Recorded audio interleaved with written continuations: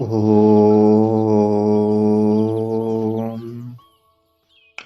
मित्रों, पिछले एपिसोड में हमने सुना कि कैसे स्वामी मुक्तानंद को गुरु कृपा होती है। उसके बाद उनके साथ कैसे कैसे नाना प्रकार के व्यवहार होते हैं, कैसे कैसे दर्शन होते हैं। कभी यमराज के दर्शन, तो कभी सर्पदंश, तो कभी वासना संबंधी अनुभूति। उसमें आगे की अनुभूति का वर्णन करते हुए कहते हैं कि एक दिन ध्यान में मैंने एक महानगर देखा, जिसको देखते ही मुझे गहरी निद्रा सी आ गई और वहां का कुछ भी मैं देख न सका। मैं वहां के प्रेम जल में डूब रहा था। इस अंधकार में से मैं तंद्रालोक में पहुंच गया। वहां एक दूर से आता हुआ रथ देखा। उसका निर्माण विशेष प्रकार से हुआ था। मानवीय बुद्धि जैसा वैसा रथ नहीं बना सकती थी। रथ मूल्यवान रत्नों से जड़ा हुआ था। ये रत्न जड़ नहीं थे, अपितु चिन्मय थे। उस रथ के चक्र नहीं थे। रथ के नीचे 4 छोटे-छोटे खंभे थे। रथ में से दिव्य प्रकाश की किरणें निकल रही थी, मानो अनेक सूर्य उसे प्रकाशित कर रहे हो। उसके चारों ओर प्रकाश फैल रहा था। रथ पृथ्वी को बिना स्पर्श किए चल रहा था। उसे देख मैं परम आनंदित हुआ। जब रथ मेरे पास आकर रुका, तब उसमें से एक मानव रूपधारी एक देवता निकला। वह श्वेत रेशमी वस्त्र पहने हुए था। चरणों में रत्न जड़ित खड़ाऊ और कमर पर कमरबंद था। कमर में भी अगणित मड़ियां जड़ी हुई थी। यह चमड़ी का नहीं था, जैसे कि आधुनिक साहब लोग पहनते हैं। देवता के खंभे कंधे पर जनेऊ, गले में मोतियों का हार और मस्तक पर रत्न जड़ित किरीट था। उसका अलौकिक प्रकाश मेरे मुख पर फैला हुआ था। आसपास के आम्र वृक्षों को भी प्रकाशित कर रहा था। उसके कानों के कुंडल अत्यंत प्रभायुक्त थे। अपने हाथ में चमकीला शस्त्र धारण किए हुए वह देवता मुझे देखकर कुछ मुस्कुराया, फिर देव भाषा में बोला, रथे उपविश, चलो रथ में बैठो। मुझे संस्कृत भाषा पूरी नहीं आती थी, पर न जाने उस समय मैंने कैसे उस भाषा को समझ लिया। तुरंत उठकर मैं रथ में बैठा। बैठते मुझे एक दूसरे प्रकार का अनुभव हुआ।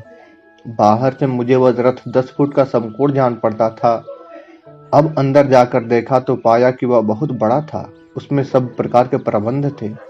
पानी था, एक छोटा सा स्नान घर था, सोने के लिए कमरे थे।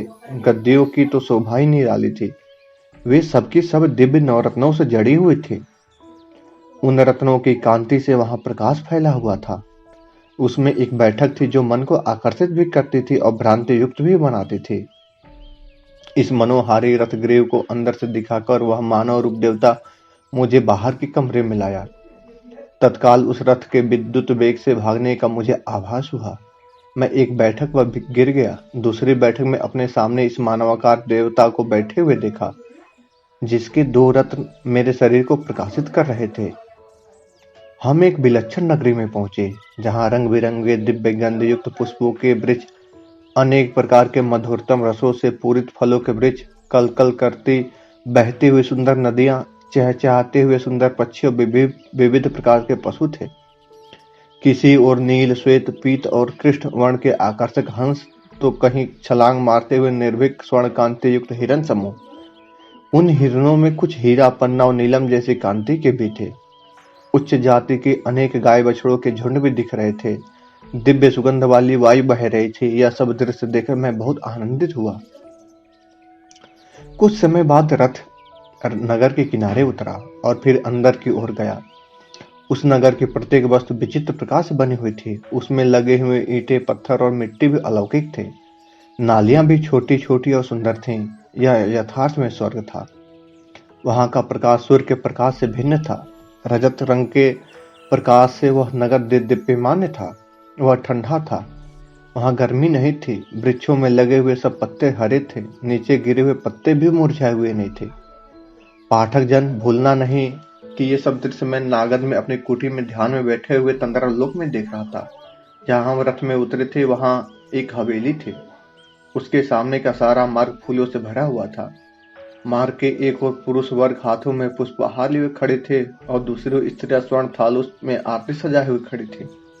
हम दोनों के रथ से उतरते ही उन्होंने मुझ पर पुष्प वृष्टि की।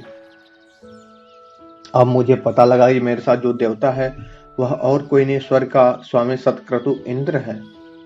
वह मानव योनि में ही अति पुण्य संचय करके उस लोक को प्राप्त हुआ एक राजा था।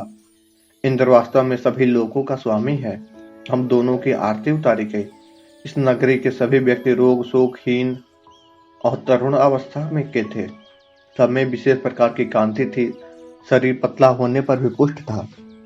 जिस स्थान में मैं अभी तक घूम रहा था वह इंद्र का निवास स्थान था। इसके बाद जब मैं अन्य स्थानों पर गया तो वहां भी मेरा स्वागत हुआ। इंद्र देवता मेरे साथ ही थे। सब मार्गों पर फूल बिछे हुए थे। सब स्थानों पर बालिकाओं और स्त्रियों ने आरती उतारकर हमारा स्वागत किया। सब स्थानों पर घूमने के बाद जब मैं महल में गया तो वहां गायकों का समुदाय देखा। ये सब शास्त्रीय संगीत के विशेषज्ञ थे। यह इंद्रलोक भोग की इच्छाओं की पूर्ति करने वाला पुण्य लोक है। भोग प्रदान होने से इसे सकाम लोक भी कह सकते हैं। देखते ही देखते मेरे गले में एक मोतियों का और दूसरा पुष्पों का हार पहनाया गया। इसी तरह मंडप जैसे विमान रूपी रथ हमारे सामने आकर खड़ा हुआ। मैंने सोचा अब लौटने का समय आ गया है, इसलिए इंद्र और मैं अंदर जाकर अपनी बैठक में पर बैठ गए। थोड़ी देर में मैं वापस नागद आ गया और लौटते ही मेरा ध्यान खुल गया। आंखें खोली तो वही दृश्य सामने था। पुनः बंद की तो वही सुंदर दृष्टि मेरे दृष्टि के सम्मुख दिख रही थी। उन दृश्यों की स्मृति से मन में बहुत आश्चर्य हुआ। अब थोड़ा इधर उधर बाहर फिरने से ध्यान की तंद्रा पूरी तरह नष्ट हो गई। फिर शांत बैठकर देखा उसका मनन करने लगा, जिससे वह पूरा याद रहे। ऐसे मुक्तानंद की अनेक अनुभूतियों से पूर्ण ध्यान योग की यात्रा चलती रही। जब से मैंने स्वर्ग नरक नागलोक देखे तब से मुझे शास्त्रों में पूर्ण श्रद्धा होने लगी। मैं केवल आत्म प्राप्ति को ही सत्य मानता था, परंतु सत्य स्वर्ग नरक देवलोक इत्यादि में मेरी श्रद्धा नहीं थी। पर अब पूरा निश्चय हो गया था कि शास्त्र बिल्कुल सच्चे हैं, हम ही समझने में कच्चे हैं।